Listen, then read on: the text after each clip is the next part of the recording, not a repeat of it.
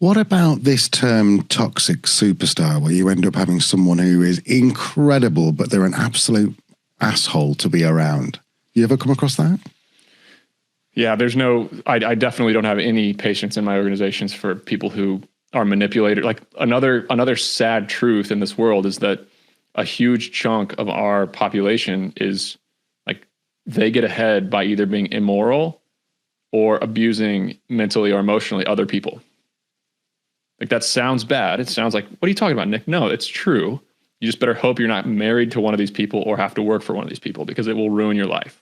Because a lot of people, they get their way in this world by manipulating and playing head games and talking down to and just treating people with, irrational disrespect. And there's no place for that in an organization if you want to build a place where people want to work. What I really like about your book is there's so many stories in there, and I really love it. I hate a textbook book where they would say this has happened and this is what you should do. Have you got any stories around perhaps someone, you don't necessarily need to name them, but perhaps someone who you can think of who's like, yeah, they were one of my favorite people I work with?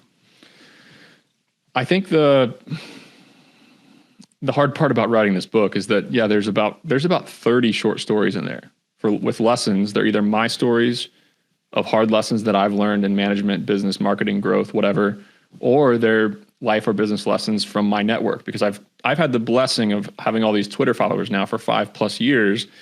And that has put me in front of a lot of different people at conferences, on phone calls and emails.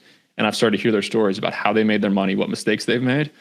A very hard part about writing this book was sharing all those stories with the individuals and figuring out if they were okay with me sharing them, and how I needed to massage a detail about where they went to college or what city they're in so that I could actually share it.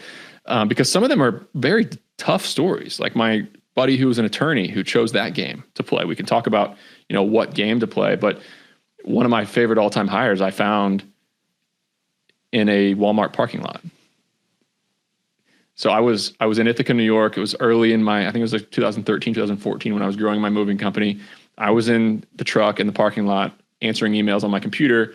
My girlfriend, now wife, ran in to get some groceries. It was like 8 p.m. I see out of the corner of my eye a flash across the screen, and this Walmart employee in a vest is running through the parking lot. And it's like I saw a ghost, because I'd never seen a Walmart employee move quickly.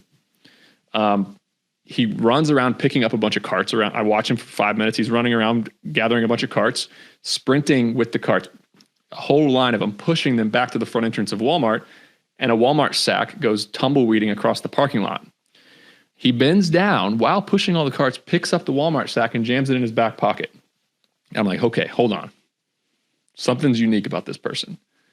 So I shut my computer. I follow him in. I got a business card in my back pocket, and I make sure our paths cross. And I say, hey man, like, what's the hurry? What are you doing? Just like sparking up conversation. He goes, oh, well, the varsity basketball game is getting out in a half an hour, and we got no carts, and my manager is in the back, and the cart guy didn't show up, and we're about to get, 40, 50 people show up after this varsity basketball game, and we got no carts. And I'm like, okay, this guy's different. He thinks different.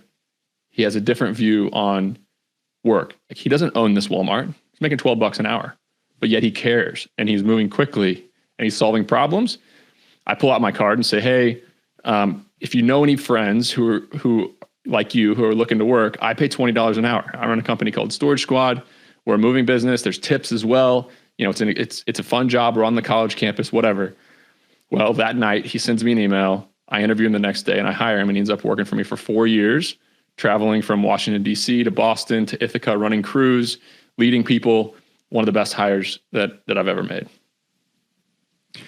I noticed there you said something to him in this story, which I think we might have made a mistake.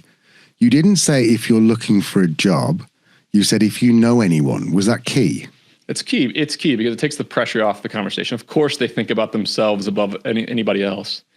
But I didn't want to directly solicit him for a job. It's a little bit awkward. It can be pushy almost.